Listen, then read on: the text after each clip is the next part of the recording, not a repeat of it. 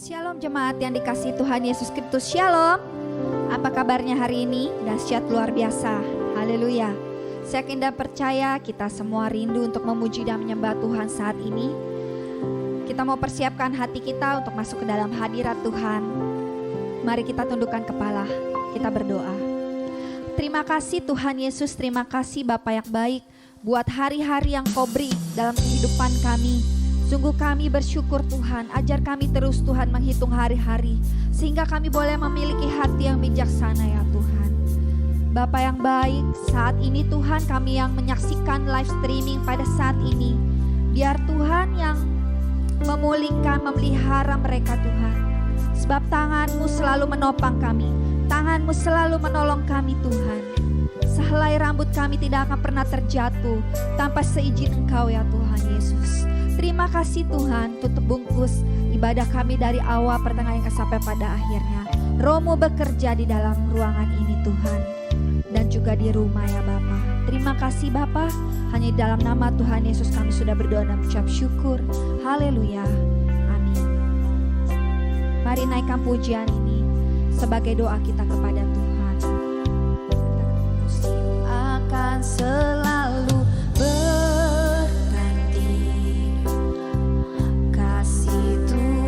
tetap abadi,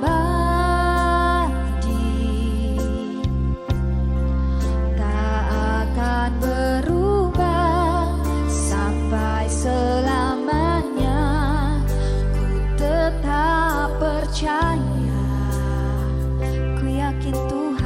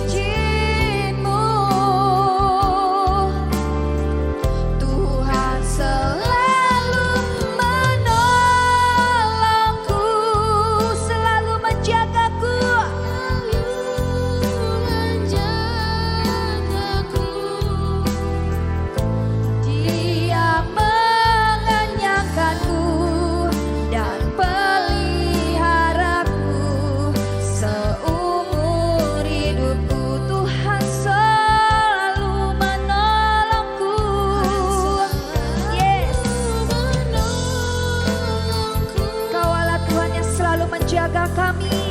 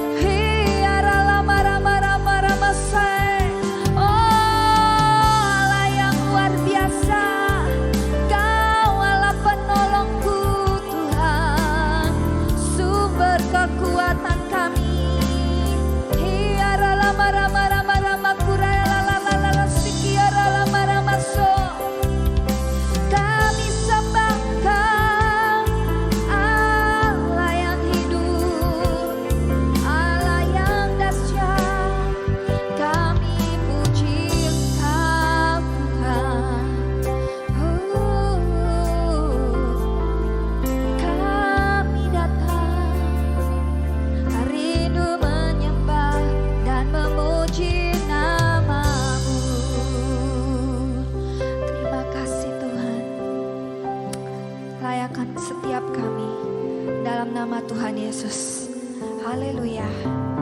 Amin.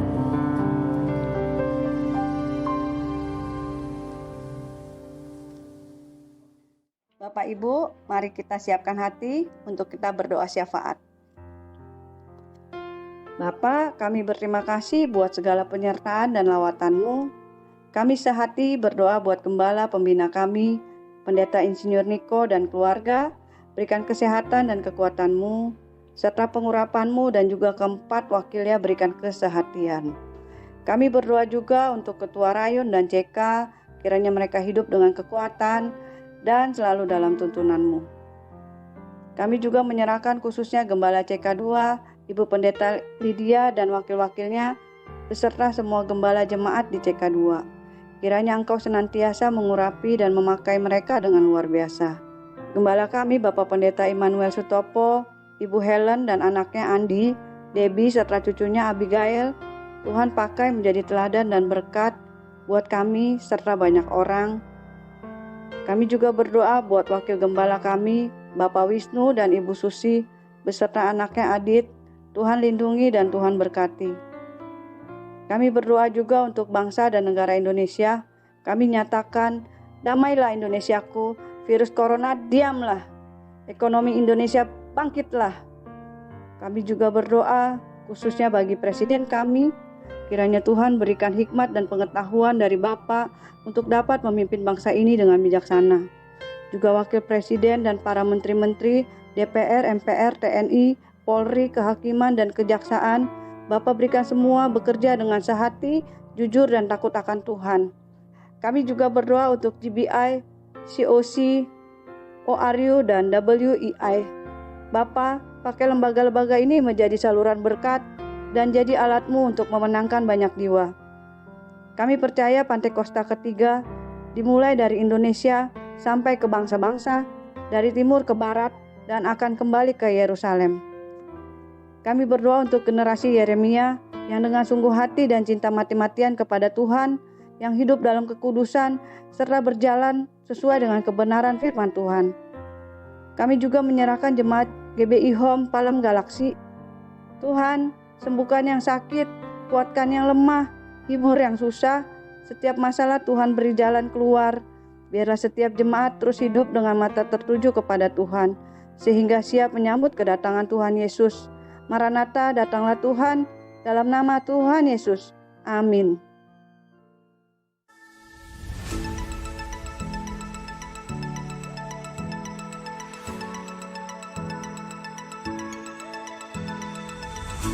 Ibadah minggu depan akan dilaksanakan pada hari Minggu pukul 11 siang. Ibadah bersama dilaksanakan melalui aplikasi Zoom. Diharapkan jemaat dapat mengambil waktu untuk masuk ke hadirat Tuhan di rumah masing-masing, berdoa bersama keluarga pukul 9 malam setiap hari. Bagi jemaat yang rindu bersekutu dan bertumbuh di dalam Yesus, kami undang untuk bergabung bersama di dalam komunitas KUL yang dilaksanakan setiap hari Kamis. KUL dilaksanakan melalui aplikasi Zoom. Silakan menghubungi Bapak Catur di nomor 0857 1550 2817 untuk mendapatkan undangan. Persembahan dapat disalurkan melalui rekening berikut. Persembahan umum dan perpuluhan BCA 07376 07376 atas nama GBI Palem Galaksi.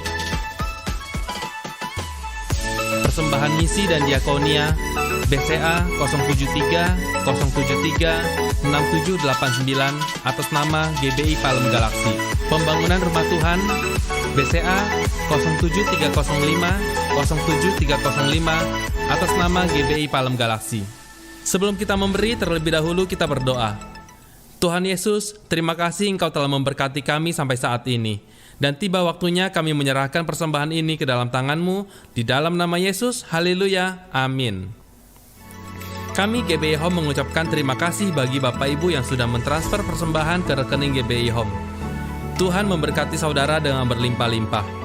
Demikian pengumuman yang dapat kami sampaikan. Tuhan Yesus memberkati.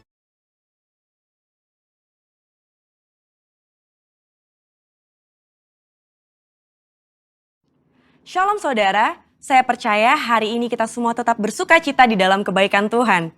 Pesan Tuhan yang menjadi tema di tahun 2021 menegaskan bahwa tahun ini adalah tahun integritas. Hal ini berarti kunci kemenangan di tahun ini terletak dari integritas seorang Kristiani dalam segala aspek kehidupannya. Oleh karena itu, dalam edisi Voice of Pentecost kali ini, saya akan membahas tentang berintegritas di tengah krisis hidup. Saudara, di hari-hari ini, ujian integritas sedang terjadi bagi saudara dan saya. Contohnya, apakah kita tetap baik saat dalam tekanan, akan tetap loyal dalam keadaan kekurangan, atau justru berkompromi dengan dunia saat sakit, gagal, bahkan sampai saat miskin mendadak? Saudara, perlu kita ingat bahwa integritas adalah hasil pembentukan dan tidak otomatis bisa dimiliki seseorang. Pembentukan integritas membutuhkan ujian, proses, dan waktu. Di dalam Mazmur 1 ayat 1 berkata, "Berbahagialah orang yang tidak berjalan menurut nasihat orang fasik, yang tidak berdiri di jalan orang berdosa, dan yang tidak duduk dalam kumpulan pencemooh." Jadi, melalui ujian, seseorang bisa terbukti apakah ia ada di jalan yang benar atau tidak. Lalu, berapakah lama waktu dari proses pembentukan integritas? 30 hari, 3 bulan, atau 1 tahun? Yang pasti proses ini akan berbeda di setiap individunya. Orang yang dibentuk integritasnya memerlukan kekuatan spiritual, kejiwaan, dan fisik. Asupan ini diperlukan di awal proses, di tengah ujian, hingga akhirnya menjadi pemenang untuk berbuah. Untuk melewati proses pembentukan integritas, kita tentu perlu bertumbuh dan berakar di dalam firman Tuhan. Saudara, penting untuk kita memperhatikan akar dari kehidupan kita. Di dalam Mazmur 1 ayat 1, pemazmur menggambarkan hidup seseorang yang benar, yaitu orang yang tidak tergoda untuk berkompromi dengan nilai kefasikan, dosa, bahkan kumpulan pencemooh. Tentunya nilai ini dilakukan karena seseorang ini berakar di dalam firman Tuhan. Seseorang yang berakar di dalam Tuhan pasti memiliki kualitas integritas. Lalu, apa resep untuk memiliki kualitas integritas? Sesuai dengan Mazmur 1 ayat 2, kita harus menjadikan Taurat itu kesukaan dan merenungkan Taurat itu siang dan malam. Kata kesukaan dan merenungkan firman Tuhan menggambarkan hubungan yang dimiliki orang berintegritas dengan Tuhan. Mazmur 1 ayat 3 berkata, "Ia seperti pohon yang ditanam di tepi aliran air, yang menghasilkan buahnya pada musimnya, dan yang tidak layu daunnya. Apa saja yang diperbuatnya berhasil." Untuk hidup, jelas sebuah pohon membutuhkan air. Namun, betapa beruntungnya pohon yang ditanam di tepi aliran air. Ia tidak membutuhkan waktu lama dan usaha besar untuk akarnya mencari air. Kesukaan dan merenungkan firman-Nya siang dan malam merupakan gaya hidup orang berintegritas. Hal ini digambarkan dalam Mazmur 1 ayat 2 dan 3. Dikatakan gaya hidup karena hal ini dilakukan setiap hari. Apakah mungkin gaya hidup terbentuk begitu saja? Jawabannya adalah tidak. Hal ini dimulai dari cinta mula-mula. Namun orang benar perlu membangun disiplin rohani dan memelihara cintanya. Disiplin rohani dalam pembacaan dan perenungan firman Tuhan menunjukkan gaya hidup orang berintegritas. Seperti pohon yang bertumbuh dan berakar di tepi aliran air, akan mudah untuk bertumbuh dan berbuah. Demikian digambarkan gaya hidup orang yang berintegritas, yang kesukaannya ialah merenungkan firman Tuhan siang dan malam. Dalam Yohanes 15 ayat 7 dan 8 berkata, "Jikalau kamu tinggal di dalam aku dan firmanku tinggal di dalam kamu, mintalah apa saja yang kamu kehendaki dan kamu akan menerimanya. Dalam hal inilah Bapa-Ku dipermuliakan, yaitu jika kamu berbuah banyak dan dengan demikian kamu adalah murid-murid-Ku." Di ayat ini, Yesus menjelaskan hubungan sebab akibat yang erat antara gaya hidup merenungkan firman dengan berbuah dalam kehidupan. Apa buah yang diinginkan Tuhan dihasilkan oleh setiap umatnya? Buah-buah yang Tuhan ingin kita hasilkan adalah buah pertobatan, buah kehidupan, buah karakter, dan buah jiwa-jiwa. Selain itu, apa dampak lain dari tertanam di tepi aliran air? Dalam Mazmur 1 ayat 3 menjelaskan dengan tidak layu daunnya. Hal ini sama dengan kita memiliki daya tahan yang tinggi terhadap berbagai situasi kehidupan. Situasi sulit dan krisis hidup bisa datang kapan saja. Saat ini, kita sedang mengalami pandemi COVID-19 dan resesi ekonomi. Situasi ini dapat mengganggu integritas seorang untuk kompromi dengan dosa, untuk menyakiti sesama, putus pengharapan, bahkan tidak lagi percaya kepada Tuhan.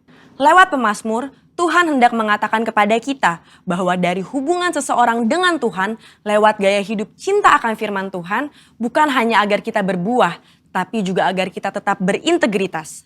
Di mata Tuhan, orang seperti ini dipandang dan dijanjikan apa saja yang ia perbuat berhasil. Saya percaya kita yang sudah mendengar ini akan semakin memperhatikan akar kita, perhatikan gaya hidup kita, dan perhatikan hubungan kita dengan firman Tuhan. Saudara, untuk penjelasan yang lebih lanjut dari tim teologi kami, silakan klik link yang ada di atas atau scan QR Code yang tersedia. Salam integritas, Tuhan Yesus memberkati.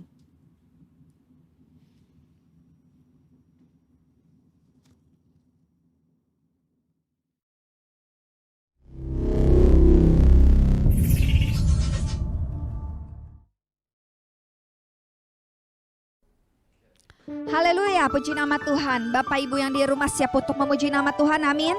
Sebab hari ini kita boleh merasa bahagia, sebab kasih setia Tuhan sampai selamanya. Haleluya. Mari kita pujian ini.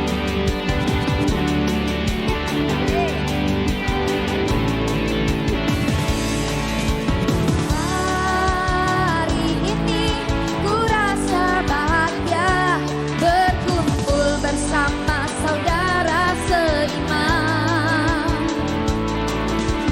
Tuhan Yesus telah satukan kita tanpa memandang di antara kita.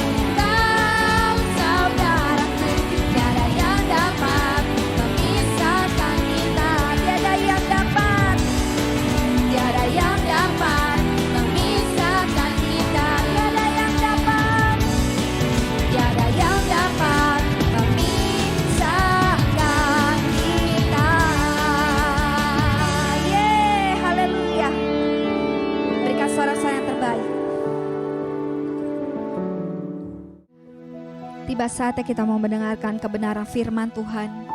Biar setiap kita boleh mempersiapkan hati dan pikiran kita hanya tertuju kepada Tuhan Yesus. Kita mau berdoa untuk firman Tuhan saat ini. Terima kasih Tuhan Yesus buat segala pujian dan penyembahan yang kami naikkan di hadapan-Mu. Biarlah itu boleh menjadi dupa yang harum di hadapan-Mu Tuhan. Saat ini Bapa, kami ingin mendengarkan kebenaran firman-Mu. Biarlah hikmat marifat yang daripada Engkau boleh turun Tuhan atas hamba-Mu yang menyampaikan kebenaran firman Tuhan. Sehingga firman-Mu boleh melekat di dalam setiap kehidupan kami Tuhan. Kami mau melangkah dengan iman ya Bapa. Terima kasih Tuhan, terima kasih Yesus. Kami serahkan doa ini di dalam tangan-Mu. Haleluya. Amin. Mari kita naikkan pujian ini. Biarlah pujian ini menjadi doa buat kita semua. Ku sadar tak semua dapat aku miliki di dalam hidupku. Hatiku percaya rancangan-Mu bagiku adalah yang terbaik. Walau ku tak dapat melihat semua rencana-Mu Tuhan, namun hatiku tetap memandang padamu. Kau tuntun langkahku. Walau ku tak dapat berharap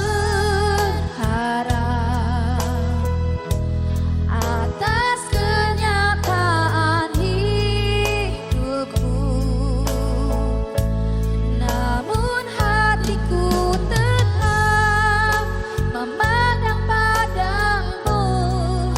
Kau ada untukku. Berikan sorak-sorai dan kemuliaan hanya Tuhan Yesus saja. Haleluya, katakan ku sadar tak semua dapat kami miliki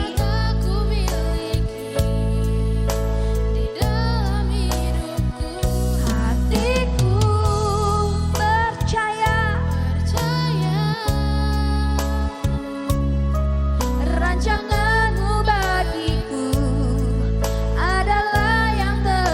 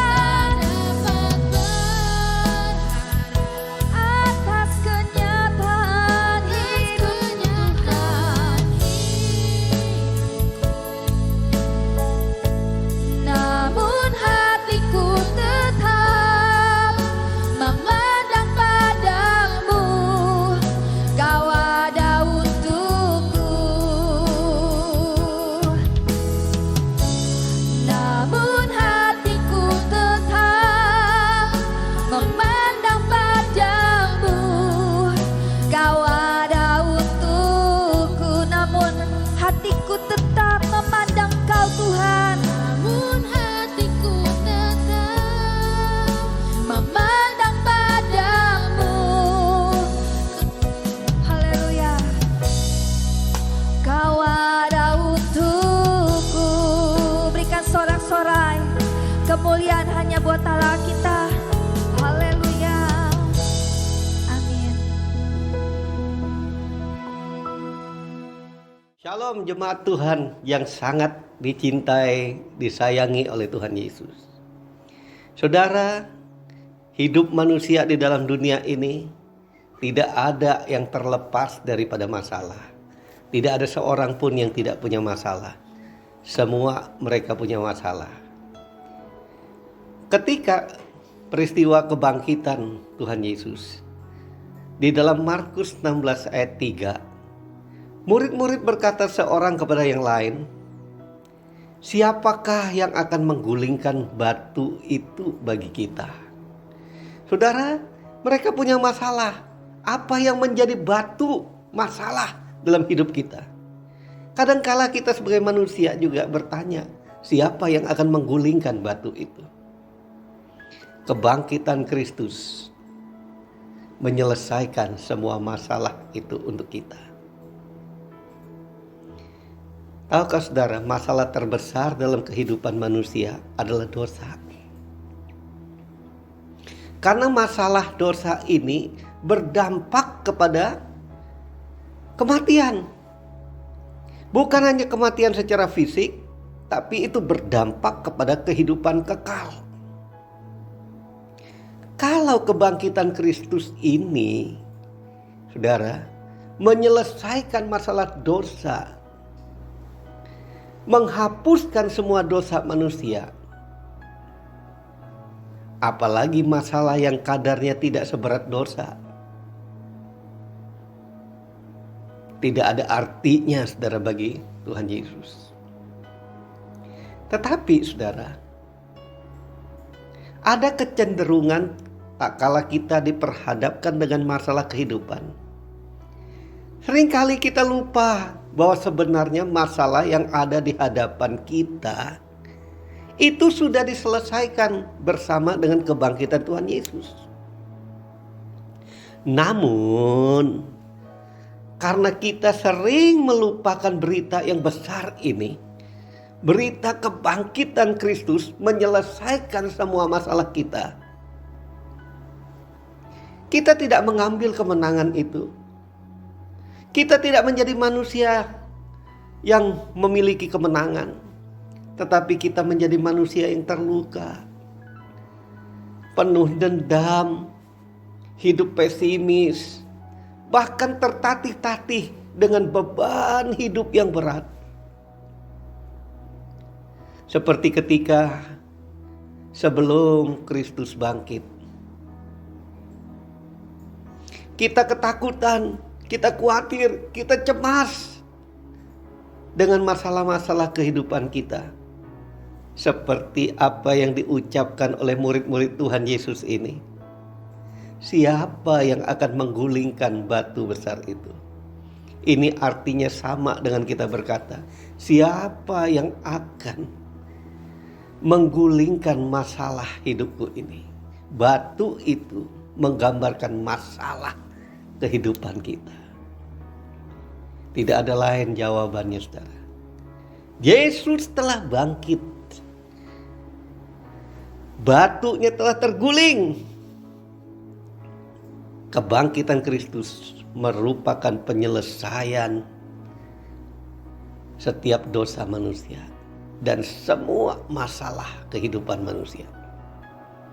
Tetapi saudara, sekali lagi masalahnya, sudahkah kita menggenggam? Sudahkah kita memegang erat makna kebangkitan Kristus itu dalam hidup kita? Kalau sudah, maka beban seberat apapun, saudara, tidak akan mengaburkan pandangan kita, tidak akan menggelapkan pandangan kita terhadap sesuatu yang sangat besar yang telah Tuhan Yesus lakukan bagi kehidupan kita, yaitu Dia telah bangkit dari kematian. Kita tidak akan menghindari masalah, saudara, tetapi masalah akan kita hadapi dengan kacamata iman bahwa kemenangan itu sudah ada dalam genggaman kita. Dan kita tidak akan ragu akan kuasa kebangkitan Kristus mengatasi setiap masalah kita.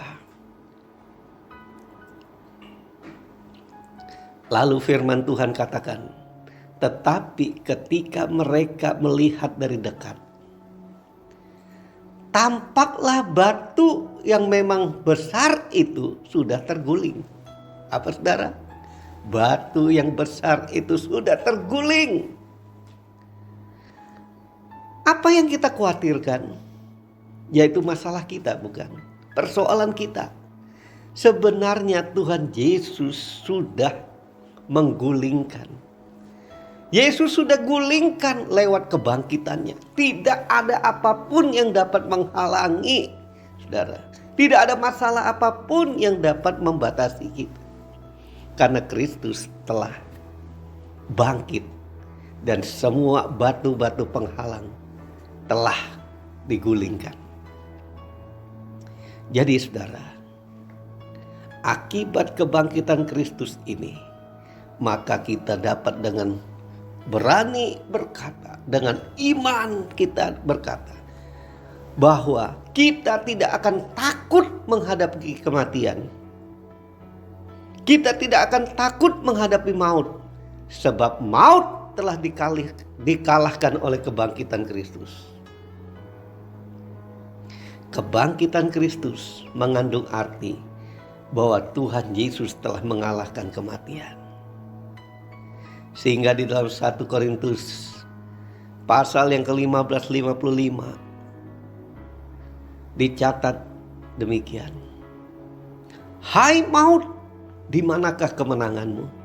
Hai maut, di manakah sengatmu? Sengat maut adalah dosa. Dan kuasa dosa ialah hukum Taurat.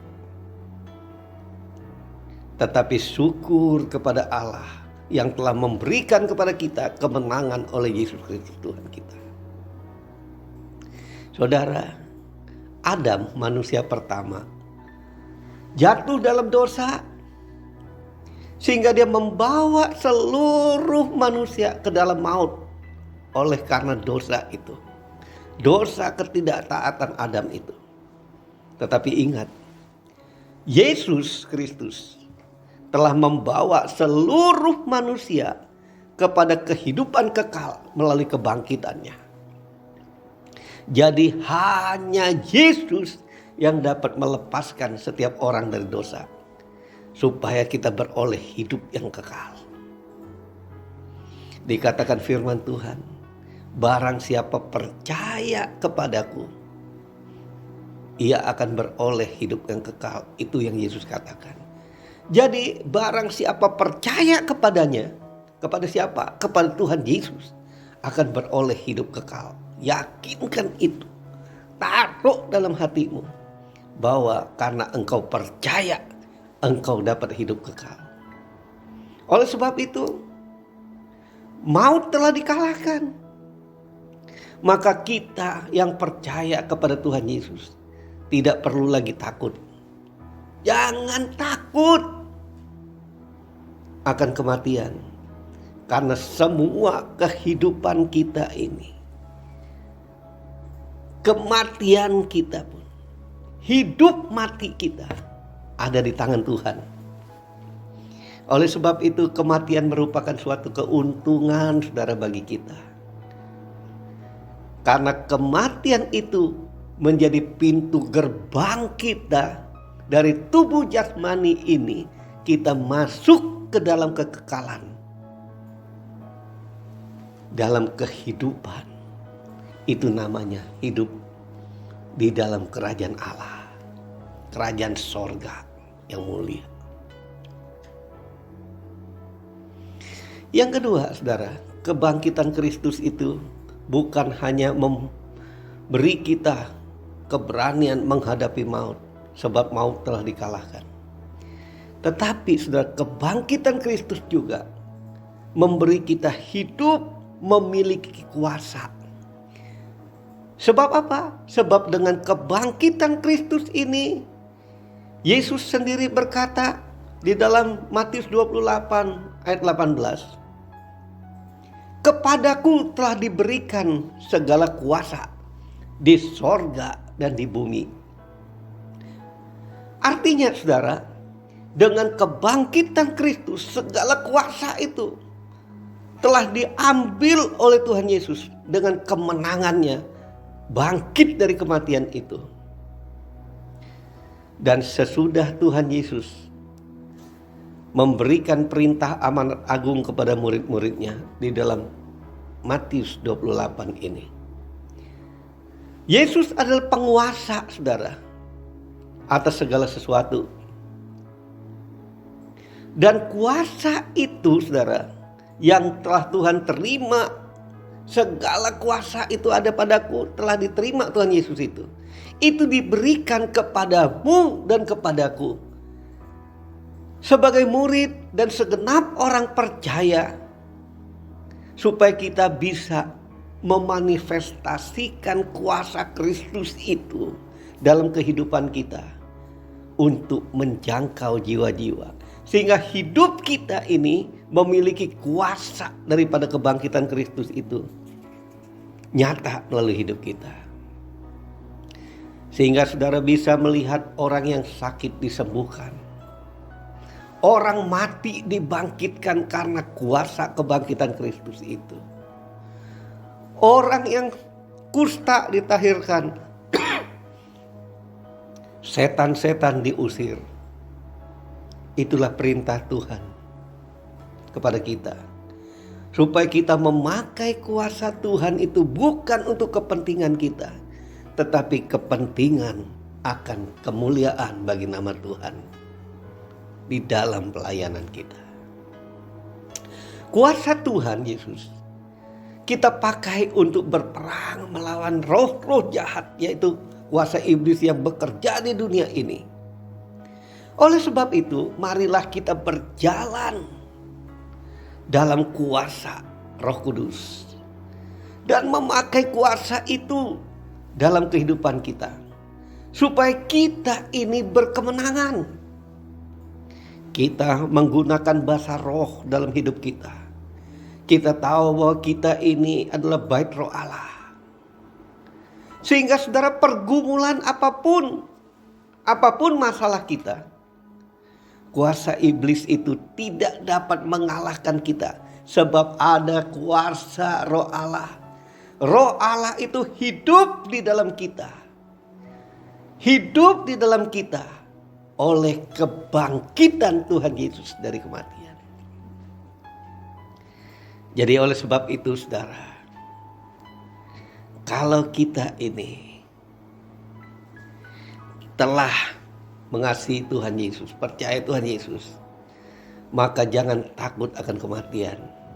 Yang kedua, kita memiliki kuasa daripada Tuhan karena kebangkitan Tuhan Yesus ini. Yang ketiga, kebangkitan Kristus itu memberi kita mengalami perubahan hidup. Tidak akan ada perubahan hidup secara rohani dalam hidup kita tanpa kebangkitan Kristus. Jadi kebangkitan Kristus itu mengawali hidup kita ini untuk menjadi hidup semakin serupa seperti Kristus. Roma 6 ayat 5 mengatakan demikian. Sebab jika kita telah menjadi satu dengan apa yang sama dengan kematiannya, kita juga akan menjadi satu dengan apa yang sama dengan kebangkitannya. Karena kita tahu bahwa manusia lama kita, manusia yang tunduk akan dosa, tunduk akan kematian itu telah turut disalibkan, supaya tubuh dosa kita ini hilang kuasanya, agar jangan kita lagi memperhambakan diri lagi, jangan kita memperbudak diri kita lagi kepada dosa. Saudara, kita telah dipersatukan dengan kematiannya dan juga kebangkitannya. Dipersatukan dengan kematiannya itu berarti bahwa kita telah mati. Ya, berarti kita telah mati bagi diri kita sendiri, bagi dosa kita dan semua keinginan dosa. Jadi tidak lagi wajar hidup kita di dalam menikmati dosa, di dalam kenikmatan dosa. Apapun saat ini, jika engkau mendengar firman Tuhan ini dan engkau ingat ada dosa yang masih menguasai engkau, minta ampun pada Tuhan. Itu artinya orang yang dipersatukan dengan kematian Kristus. Jadi apa yang dimaksud dengan dipersatukan dengan kebangkitannya? Dipersatukan dengan kebangkitan Kristus itu berarti bahwa kita hidup dalam hidup yang baru, yaitu kehidupan bagi Tuhan Yesus. Hidup makin serupa seperti Tuhan Yesus. Hidup kita sekarang ini bukan milik kita lagi. Jadi kita hidup hari-hari ini, kita hidup yang telah dipersembahkan bagi Kristus. Jadi hidup kita ini telah dipersembahkan bagi Kristus. Karena hidup kita ini adalah milik Tuhan. Jadi segala sesuatu hidup kita ini Tuhan atur. Tidak ada selembar rambut kita pun jatuh kalau tidak seizin daripada Tuhan Yesus. Jadi sebagai milik Tuhan, maka kita harus hidup dalam kehendak Tuhan yang sempurna. Kita harus berbuah secara rohani. Dan kita tidak lagi hidup dalam tabiat kebiasaan dosa. Tidak lagi hobi untuk berbuat dosa, tapi hobi untuk menyenangkan hati Tuhan. Kalau Tuhan sudah mengubah hidup kita melalui kebangkitannya ini, maka saudara, harusnya kita ini menjadi orang yang bersemangat, orang yang menyala-nyala, orang yang penuh antusias untuk melayani Tuhan. Jadi saudara, orang yang mengalami kebangkitan Kristus tidaklah mungkin hanya diam di rumah, hanya menikmati kebangkitan itu, tetapi tidak memberitakan tentang kebangkitan itu. Nggak mungkin. Karena kebangkitan Kristus itu memberi kita harapan. Harapan dalam kehidupan orang percaya. Jadi fondasi, dasar pengharapan orang percaya itu dimulai daripada kebangkitan Kristus itu. Jika ada kebangkitan, berarti ada kehidupan. Tanpa kebangkitan, tidak ada kehidupan. Kalau ada kehidupan, maka dengan sendirinya hidup kita ada pengharapan. Saudara, apakah saudara benar-benar telah memiliki kebangkitan Kristus?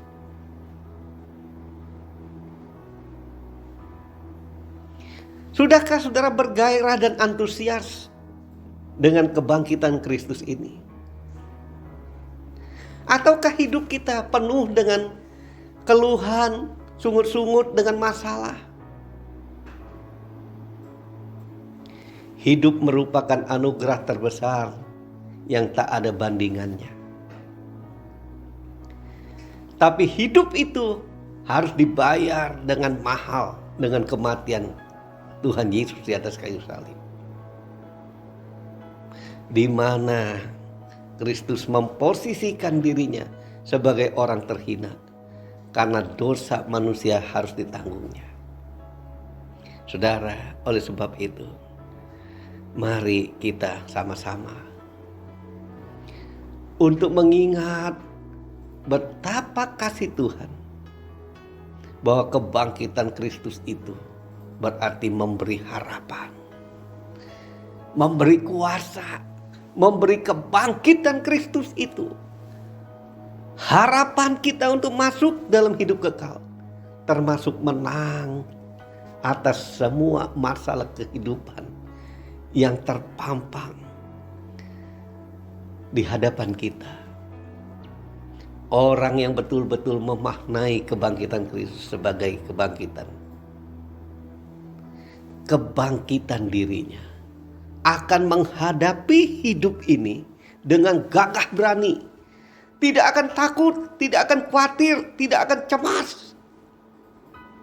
Tidak ada percobaan-percobaan melebihi dari kekuatannya. Karena Kristus telah memberi kekuatan bagi hidupnya. Tidak akan hidupnya dipenuh dengan luka hati. Tidak akan ada dendam yang menguasai hidupnya. Karena Yesus telah bangkit dengan membawa hidup dan pengharapan untuk hari esok yang penuh dengan harapan. Saudara-saudara, mari kita arahkan mata iman, mata hati kita, percaya kita hanya tertuju pada Tuhan. Dan tanggalkan semua dosa, kekhawatiran, kecemasan, serta semua kekhawatiran hidup kita dengan keinginan duniawi. Dan mari kita bangkit lagi untuk selalu bersemangat untuk melayani Tuhan. Karena kebangkitan Kristus membawa dampak kepada suatu tanggung jawab bagi kita untuk memberitakan Injil. Oleh sebab itu saudara-saudara, mari bila hari ini engkau mendengar firman Tuhan dan berkata, Tuhan, aku tidak takut lagi menghadapi maut. Aku tidak takut lagi, mau pandemi, mau apapun, aku tidak akan takut lagi. Karena kebangkitan Kristus memberi jaminan bagiku bahwa setelah kematian ini, aku akan menerima hidup yang kekal. Aku tidak akan takut. Karena di dalam hidupku hari demi hari di bumi ini, kebangkitanmu memberikan aku kuasa. Kuasa untuk mengalahkan iblis dan setiap persoalan dalam hidupku. Kebangkitanmu juga merubah hidupku secara rohani. Aku tidak lagi hidup mencintai dosa, tapi aku hidup untuk mencintai kebenaran. Hidup makin serupa seperti Kristus. Oleh sebab itu, mulai hari ini Tuhan, aku mau hidup bersemangat, menyala-nyala, antusias, on fire melayani Tuhan. Saudara, kalau ini pilihanmu, mari kita berdoa. Angkat tangan kananmu, taruh tangan kirimu di dadamu. Oh, rala nama syanda kerala nama syekirala nama. Sembah dia. Katakan Tuhan Yesus. Tuhan Yesus, mulai saat ini aku tidak takut akan kematian. Karena hidup matiku ada dalam tangan-Mu. Hidup matiku ada dalam tangan-Mu. Bahkan di dalam hidup di dunia ini aku tidak akan khawatir, cemas dan takut. Karena aku tahu Engkau telah memberikan kuasa kebangkitan itu. Bahkan Engkau telah mengambil semua kuasa itu. Engkau sendiri berkata, segala kuasa di sorga dan di bumi ada padaku. Dan kuasa itu Engkau berikan kepada kami. Tuhan Yesus, berikan kami pengertian yang dalam. Roh Kudus, bantu kami untuk kami tahu bahwa kami punya kuasa. Dan kami menggunakan kuasa itu untuk melawan setiap masalah persoalan kami. Terima kasih Tuhan Yesus. Engkau juga membuat hidup kami yang dapat mengubah hidup kami. Kami masih hidup di bumi ini Tuhan. Masih ada keinginan mata, keinginan daging dan keangkuhan hidup. Tapi Roh Kudus, berikan kami kekuatan. Hanya kebangkitan-Mu lah yang membuat kami dapat berubah.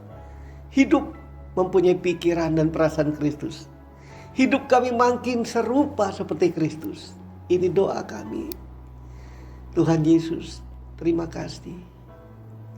Akhirnya Tuhan Yesus berikan kami semangat yang menyala-nyala dalam melayani Engkau. Berikan kami penuh antusias dan on fire di dalam mencari Engkau. Ampuni kami kalau selama ini kami mengabaikan Tuhan, keintiman dengan Engkau. Mengabaikan persekutuan dengan Engkau. Mengabaikan beribadah bersama dengan Engkau. Mulai hari ini Tuhan Yesus, jangan sampai kami Tuhan menyia-nyiakan kebangkitan-Mu. Kebangkitan-Mu itu memberikan kami landasan, dasar untuk hidup berkemenangan. Terima kasih Tuhan Yesus. Terima kasih. Ini doa kami. Kami mengucap syukur untuk kasih setia-Mu. Di dalam nama Tuhan Yesus kami berdoa dan mengucap syukur. Sama-sama katakan amin. Mari kita masuk dalam perjamuan kudus. Bagi saudara yang telah mempersiapkan roti dan anggur, mari kita akan mengingat ayat ini setiap kali kita melakukan perjamuan kudus. Firman Tuhan katakan, setiap kamu makan roti dan minum dari cawan ini, kamu sedang memberitakan kematian Tuhan Yesus sampai Ia datang kembali. Perjamuan kudus adalah perjamuan Tuhan Yesus sendiri. Setiap kali kita masuk dalam perjamuan kudus, Tuhan Yesus berkata, biarlah ini menjadi peringatan akan aku. Karena itu mari arahkan hati saudara kepada kebaikan Tuhan. Kita akan melihat kebaikan Tuhan. Tuhan akan memberkati kita melalui perjamuan kudus ini. Tapi Tuhan mau satu hal. Kita makan dan minum dengan cara yang benar, kata firman Tuhan. Karena itu, mari saudara kita masing-masing berdoa. Introspeksi diri kita. Minta Roh Kudus menyelidiki hati kita masing-masing. Kalau ada dosa yang masih tersimpan. Kalau ada dosa yang Tuhan ingatkan saat ini, jangan tunggu lama-lama.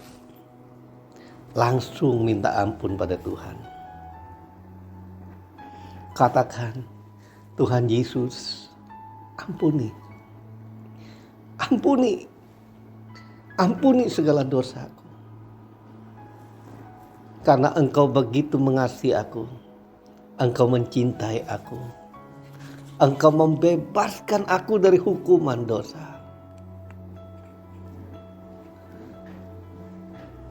Sehingga aku boleh beroleh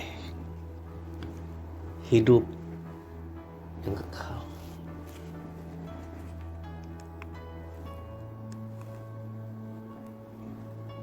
Biarlah saudara saat ini ambil waktu sejenak.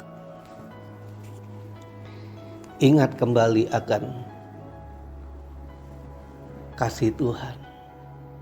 Oh rala nama syanda karala nama syekirala nama.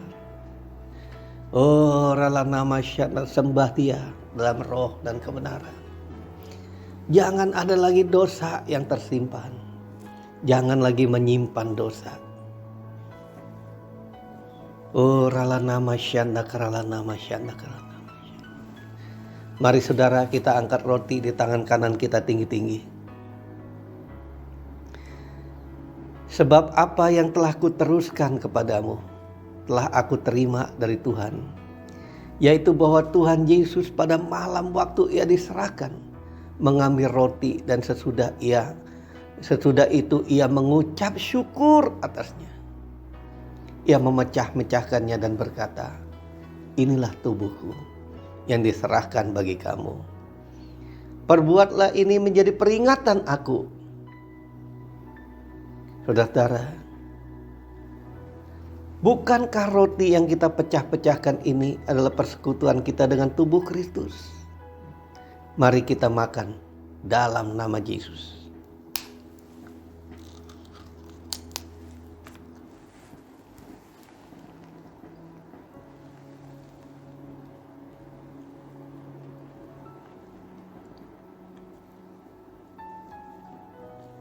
Sekarang angkat cawan di tangan kanan kita tinggi-tinggi. Demikian juga ia mengambil cawan dan berkata, cawan ini adalah perjanjian baru yang dimeteraikan oleh darahku. Perbuatlah ini setiap kali kamu meminumnya menjadi peringatan akan aku. Saudara yang dikasihi Tuhan, bukankah cawan pengucapan syukur yang atasnya kita ucapkan syukur adalah persekutuan kita dengan darah Kristus? Mari kita minum dalam nama Tuhan Yesus.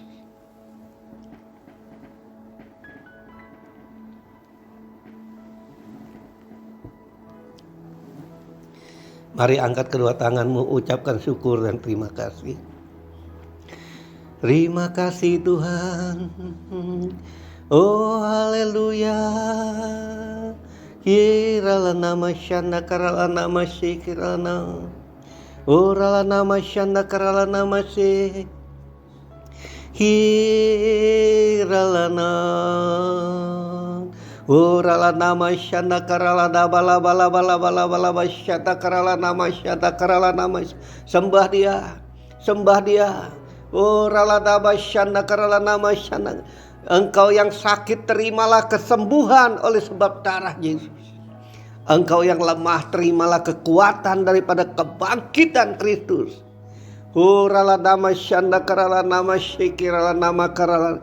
Engkau yang mempunyai persoalan, masalah dan semua apapun yang engkau. Darah Yesus sanggup untuk melakukan semua. Dosa dan sakit penyakit semua telah ditanggung Tuhan Yesus. Rala nama syanda karala dabala bakarala dabala bala bala bala. Oh, ayo lebih sembah dia lagi, lebih lagi. Rala nama syanda karala nama stikir. Hiarala nama syanda karala nama stikir rala nama syanda karala. Oh, rala nama syanda karala nama syanda karala nama syanda.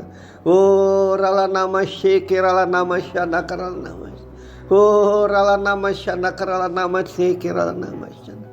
Oh, Tuhan Yesus, Tuhan Yesus, Tuhan Yesus, Tuhan Yesus, Tuhan Yesus.